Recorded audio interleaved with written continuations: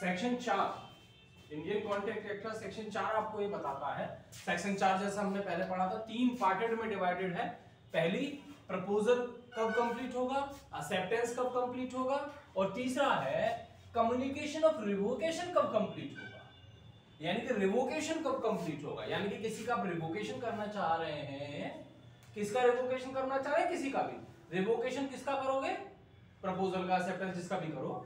तो कहने का तात्पर्य रिवोकेशन कब कंप्लीट होगा। और निश्चित रूप से जब भी हम सेक्शन 4 पढ़ते हैं तो हम बात, इसका मतलब क्या होता है कि लेटर के माध्यम से हम बात करना चाह रहे हैं, यानी कि ट्रांजैक्शन 2 व्यक्तियों में चल रहा है, वो पत्र के माध्यम से कर रहा है, लेटर के माध्यम से हो रहा है। तो यदि कोई व्यक्ति रिवोकेशन करना चाह रहा है तो उसके बारे में बात करें तो अंगेज द मेकर, मतलब जो व्यक्ति रिवोकेशन करना चाह रहा है, रिवोकेशन उसके विरुद्ध कब कंप्लीट होगा, है ना। रिवोकेशन अगेंस्ट मेकर, रिवोकेशन बात कर रहे हैं अगेंस्ट मेकर, किसके विरुद्ध, जो व्यक्ति कर रहा है। तो when it put into course of transmission, जैसे ही पारेषण के अनुक्रम में डाला जाता है, जैसे ही पत्र पोस्ट किया जाता है, जैसे ही पत्र उसकी शक्ति से बाहर हो जाता है, उसके विरुद्ध रिवोकेशन कंप्लीट हो जाता है।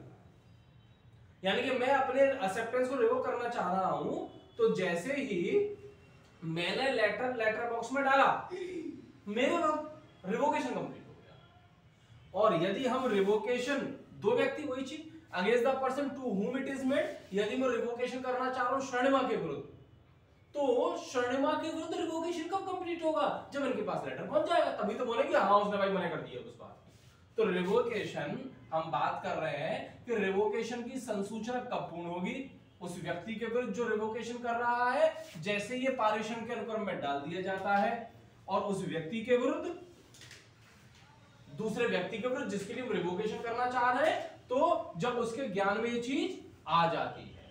समझ में आया, समझ में आया ना।